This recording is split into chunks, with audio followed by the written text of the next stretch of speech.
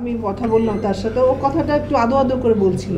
আমি কি হয়েছে কাঞ্চন তোমার, মানে আমাকে চিনছে কিন্তু কথাগুলো ওর স্পষ্ট আমি বুঝতে পারছি না। এটা একটু বেঁকে গেছে, একটু অসুস্থ যেটা হয় আর কি। আমি লাস্ট গিয়েছি হলো জুলাই মাসের 10 তারিখে লন্ডনে।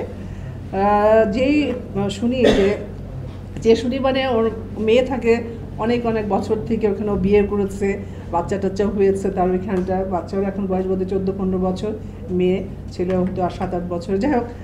তো হঠাৎ করে আপনার আমি করেছি হঠাৎ করে আপনার কি বলে, আমি বোধহয় ফোন করেছি কিনা, দেখো কাঞ্চনের ওয়াইফ এখন বর্তমান যে আছে অনু, ওর সাথে আমার খুবই সুন্দর সম্পর্ক।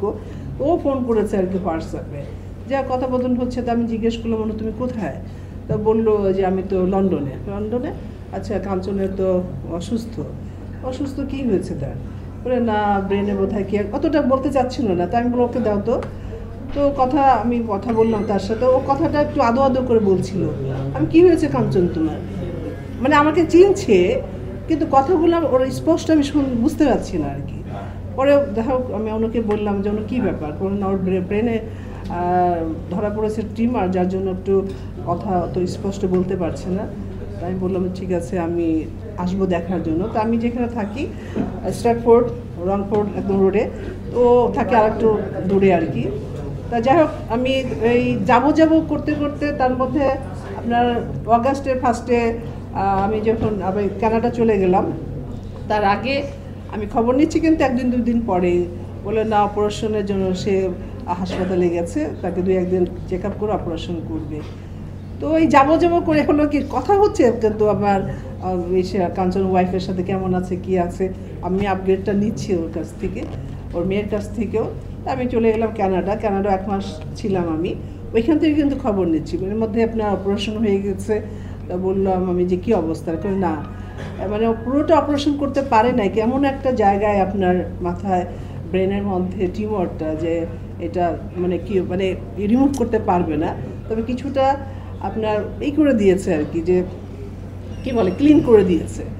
আচ্ছা ঠিক আছে, আমি আবার লন্ডনে আসলাম, এসে কথা বললাম আপনার অনুর সাথে, ওর মেয়ের সাথে। পরে আমি গেলাম ওকে দেখার জন্য। আমি আপনার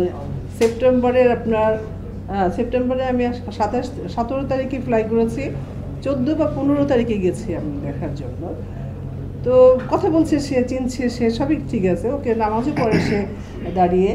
তো অতটা বেশ ভালো লাগে না, মনে হচ্ছিল যেন আছে না, যে খুব বোর ফিল করছে সে, বা কেন এত কাজের মানুষ তো, তাই না, একটা জায়গায় বন্দি আছে। তারপর আমি চলে আসছি। তারপর হলো ওর সাথে ছবিও তুলেছি আমি, আমার এক বান্ধবীও গিয়েছিল, কিন্তু দেখলাম যে ওরা ওদের ফ্যামিলিগতভাবে কাউকে জানাচ্ছে না আর কি, যার জন্য কিন্তু আমি এসে কাউকে বলিনি। শুধু আমি বলেছি মিশা ভাইকে, বুঝতে পারছি, মিশা ভাইকে ছবি পাঠিয়েছি, আমার কাছে এখন আছে, বসে আছে, কথা বলছে নর্মাল, কিন্তু একটু ওর মুখটা একটু বেঁকে গেছে, একটু অসুস্থ যেটা হয় আর কি, কিন্তু কথা বলছি স্পষ্ট, চিনছে এভরিথিং। তো মাঝে মাঝে একটু একটা কথাতে বলতেছিল, আমার বোধহয় 75 মনে হয় না, একটু আছে না মাঝে মাঝে একটু আছে না, যেন কোথায় দূরে চলে যাচ্ছে, তারপর আবার নর্মালাইজ। যাই হোক, তো আমি ঢাকায় চলে এসেছি গত মাসের 18 তারিখে আমি আসলাম। মাঝে মাঝে কথা হয়, কালকেও আমি কথা বলেছি ওর সাথে। তো ও এখন আপনার থেরাপি চলছে, আপনার হ্যাঁ থেরাপি চলছে। থেরাপি যেদিন দেয় আপনার কিমোটা, তো 2-3 দিন একটু বেশি উইক থাকে আর কি, তারপরে আবার একটু নর্মালাইজ হয়ে যায়। তো ডক্টররা বলেছে যে আপনার আপনি এটা বোধহয় আপনার 1.5 মাসের মতো বা 1 মাসের মতো এরকম দিবে আর কি, তারপর হয়তো স্কুইজ হয়ে গেলে অনেক ভালো হবে আর কি। এই পর্যন্তই আমি নিউজ জানি, বা ওর ওয়াইফের কাছ থেকে, মেয়ের কাছ থেকে আমি খবরটা পেয়েছি আর কি। আমার কাছে কষ্ট লাগে আসলে, আমাদের অনেক মিডিয়ার ভাই বোনেরা হয়তো জানি না কিসের জন্য মারা গেছে, জানাজা হচ্ছে, এই হচ্ছে, এগুলো আসলে উচিত না। আমি মনে করি আপনারা যারা সিনিয়র আছেন ওদেরকে বলবেন আসলে থেকে যারা বিরত থাকে। একটা জীবিত মানুষকে মেরে ফেলছে, জানাজা দিচ্ছে, এটা করছে সেটা করছে, এটা উচিত না আমি মনে করি আর কি।